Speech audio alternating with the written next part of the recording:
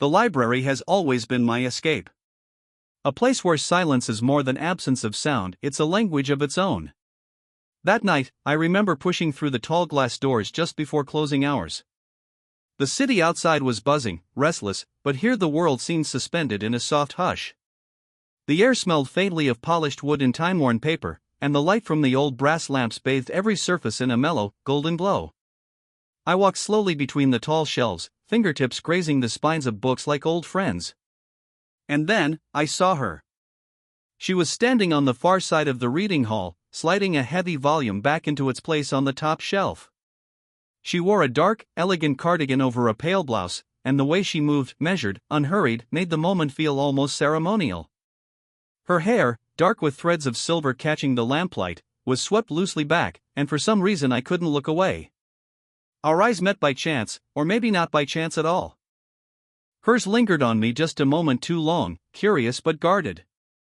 I should have looked down, gone back to pretending I was here only for the books. Instead, I held her gaze until she gave the smallest smile, barely there, but enough to warm the still air between us.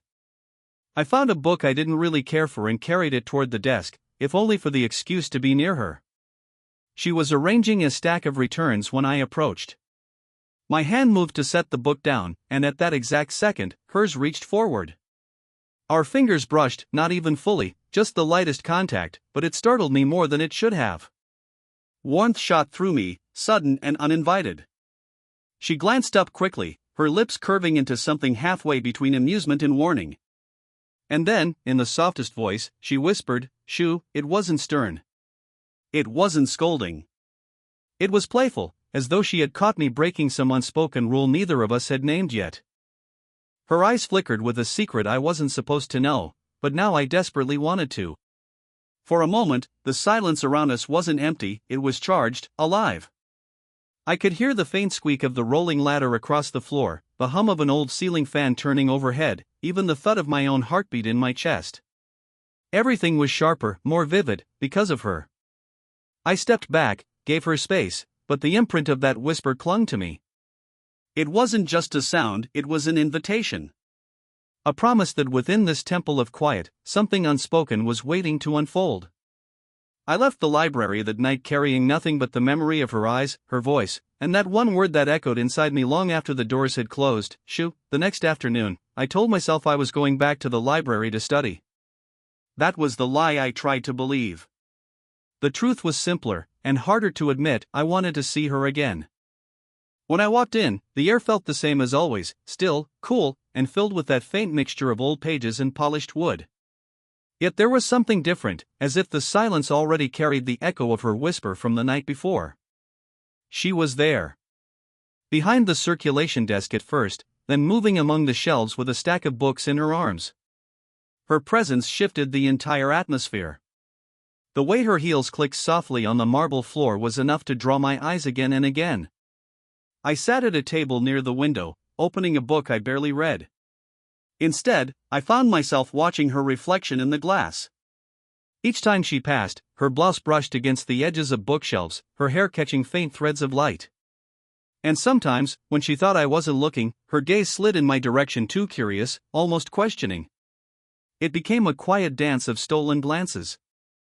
I'd lower my eyes to a page, only to feel her glance like a soft weight across the room. Then, when I dared look up, she would already be turned, feigning focus on the shelves. Neither of us said a word, but every pause, every silence, spoke louder than conversation.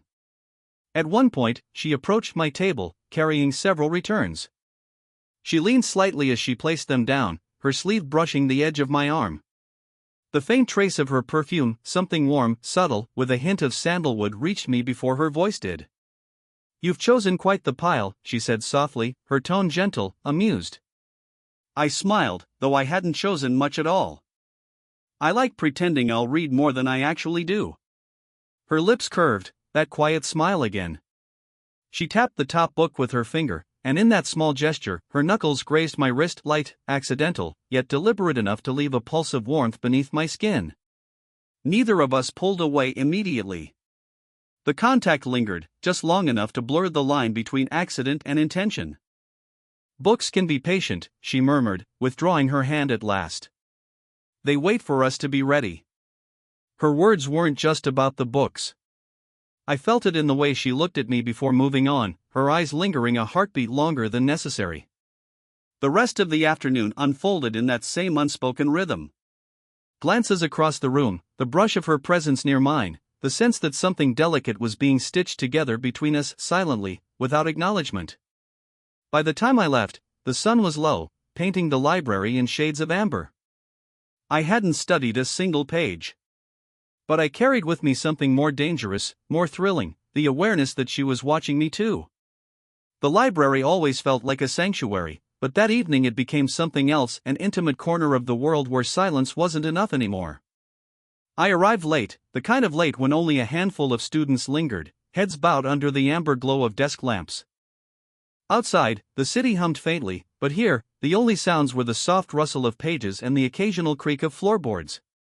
She was at the main desk, carefully arranging a display of returned books. When she looked up and saw me, there was a flicker of recognition in her eyes, as though she had half expected me to come. This time, I didn't hide behind my books. I walked toward her. She met me halfway, her voice low, as though it might disturb the walls to hear us. "You're here again," she said, the words carrying more curiosity than reprimand. "Maybe I've started to like the silence," I replied. Then, before I could stop myself, I added, "Or maybe it's not just the silence." Her lips pressed together in a smile that was both shy and knowing. She gestured toward a quiet table tucked into the corner, and without words, we drifted there together. We sat across from each other, the table wide enough for books but narrow enough that her presence filled the space between us. The brass lamp above us painted her features in soft gold, the faint lines at the corners of her eyes, the graceful curve of her cheek, the steadiness of her gaze. For a moment, neither of us spoke. I traced the edge of my notebook with my fingertip, trying to quiet the nervous energy inside me. She broke the silence first. "This place has been my second home for years," she said, her voice low, thoughtful. "I love it. But sometimes, it feels like I'm the only one listening to its silence." There was a vulnerability in her tone, quiet and almost hidden, as though she hadn't meant to reveal it. "I get that," I said softly. "Books kept me company when people couldn't. They don't ask questions, they just wait until you're ready." She tilted her head, studying me in a way that felt less like observation and more like recognition. Slowly, she reached across the table, resting her fingers lightly on the corner of my notebook. It was nothing, just a touch to an object, but it was close enough that her skin brushed mine. The contact was small, fleeting, but it sent a current through me. My chest tightened, not with panic, but with something more dangerous, the desire for more. Her eyes met mine, steady and unflinching. In them, I saw a mixture of curiosity, hesitation, and a spark of something she wasn't ready to name. We didn't need to. In that hushed corner of the library, surrounded by shelves that had seen centuries of stories, it felt like we had begun to write our own quietly, secretly, and meant for no one else. The storm came without warning. One moment, the night outside the tall library windows was calm, the city lights twinkling like scattered jewels. The next, rain lashed against the glass in sharp bursts, thunder rolling low across the sky. The lights inside flickered once, then steadied, leaving the great room dimmer than usual. Shadows stretched long between the shelves, and the air felt charged, like the storm had slipped inside with us. I was seated at the corner table, a pile of books open before me but mostly forgotten. She appeared from behind the shelves, a single lamp in her hand, its glow soft and golden against her features. She set it down on the table between us, as if it were a candle marking the center of something unspoken. "The wiring in this place is older than me," she said quietly, glancing upward at the buzzing ceiling lights. "Storms make the building restless." Her voice was calm, but her nearness unsettled me in a way no storm could. She pulled out the chair beside mine instead of across, sitting close enough that her shoulder brushed against mine when she leaned forward. The contact was small, accidental maybe, but it made my breath catch. She opened one of the books between us. Her fingers traced the lines of text with surprising gentleness, like she was caressing a memory rather than a page. Then she began to read aloud, her voice low, hushed, intimate. The passage spoke of longing, two people separated by silence, yearning for words neither could speak. The way she read it made the air heavy, each word carrying a weight far beyond the paper. When she stopped, the rain filled the pause, pattering hard against the glass. I found myself leaning closer, my voice instinctively dropping to match hers. It almost sounds like it was written for right now. She turned her head slowly toward me. Our faces were close, so close I could see the faintest trace of silver in her dark lashes, the soft curve of her lips pressed together in a line that wasn't quite a smile. "I shouldn't be sitting here," she whispered, more to herself than to me. "And yet, you are." The words left my mouth before I could catch them. Her breath left her in a quiet laugh, but her eyes stayed on mine, unwavering. The moment stretched, suspended, fragile, like the library itself was holding its breath. Then, almost absent-mindedly, she lifted her hand. Her fingertips brushed lightly against my temple as she tucked a stray strand of hair behind my ear. The gesture was simple, tender, but her fingers lingered a heartbeat too long, tracing the edge of my cheek before falling away. I didn't move. I couldn't. The storm rattled the windows again, thunder echoing through the walls, but the only sound that mattered was the quiet rhythm of her breathing beside me. That night, sitting in the golden hush of the lamp, we didn't kiss, didn't cross the line fully. But something inside us shifted. The rules we'd both held on to were already bending, trembling like the windows in the storm. And I knew, so did she, that the silence between us would never be the same. The next evening, the rain was gone, but its memory clung to the streets in the form of damp cobblestones and the faint scent of earth. The library felt different when I stepped inside, quieter than usual, as if the walls themselves were waiting for something. She was behind the desk when I entered, her cardigan draped over her shoulders, a book half open in her hands. When she saw me, she closed it slowly, her expression unreadable. For a moment, I wondered if last night had been a dream, a storm-born illusion. But then, her eyes softened, and I knew she remembered it too. I wandered between the shelves, pretending again to look for something to read. When I finally reached the back corner, I heard the faint sound of a lock turning. The metallic click echoed louder than it should have in the silence.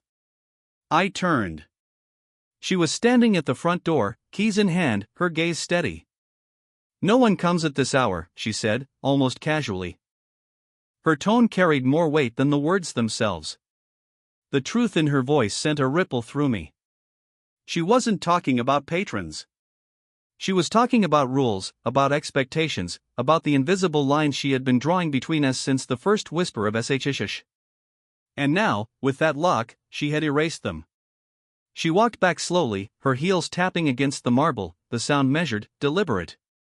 When she reached me, she didn't sit across the table this time.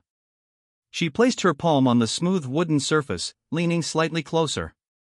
"You know I shouldn't be doing this," she whispered.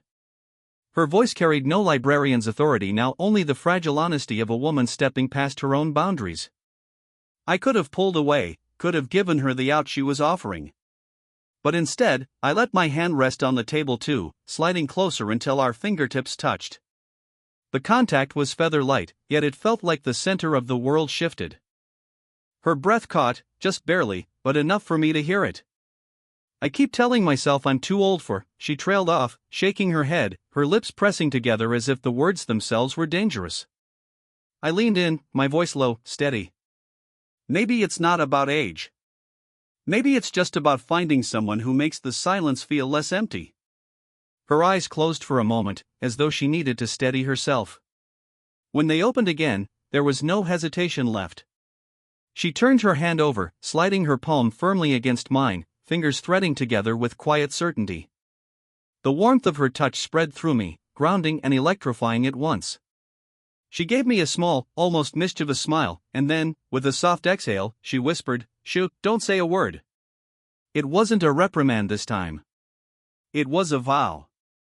A signal that what we were sharing no longer belonged to the rules outside these walls. And for the first time, the library didn't feel like a place of silence, it felt like a secret, one we had chosen to keep together. The library had never felt so alive in its quiet. With the doors locked and the lamps casting soft pools of golden light, it was as though the whole building had exhaled, releasing us from its usual restraint. The silence wasn't empty anymore, it was full, charged, like it belonged only to us. She led me deeper into the stacks, away from the main hall, her hand brushing mine now and then as though testing whether I'd pull back. I didn't. Every small touch carried more meaning than words could hold. We stopped in an alcove where the shelves curved inward, forming a kind of hidden corner. She lowered herself to the carpeted floor with surprising ease, her back resting against the spines of a row of encyclopedias. She patted the space beside her without a word, and I joined her, sitting close enough that the warmth of her arms seeped into mine. For a while, we said nothing.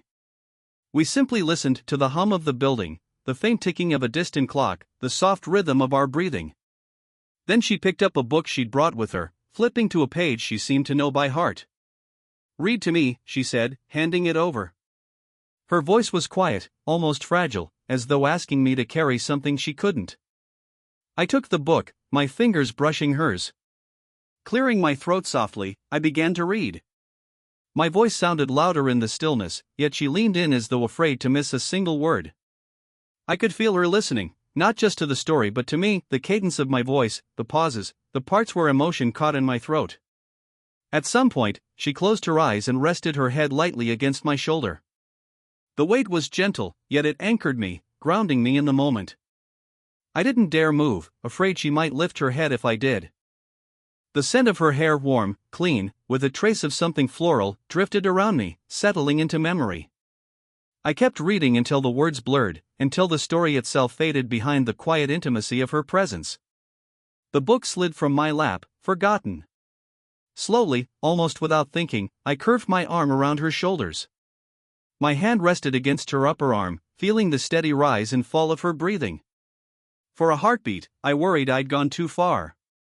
But then, with the smallest shift, she leaned closer, settling into me fully. Her fingers brushed my knee, light as a question, and when I didn't move away, they stayed. We didn't speak. We didn't need to. The silence between us had become something deeper, a language of its own. The world outside the library didn't exist. There was only the warmth of her body against mine, the faint rustle of pages when a stray draft stirred the shelves, and the undeniable truth that something fragile and extraordinary was unfolding in the hush of that hidden corner. That night, we didn't break the silence. We made it ours.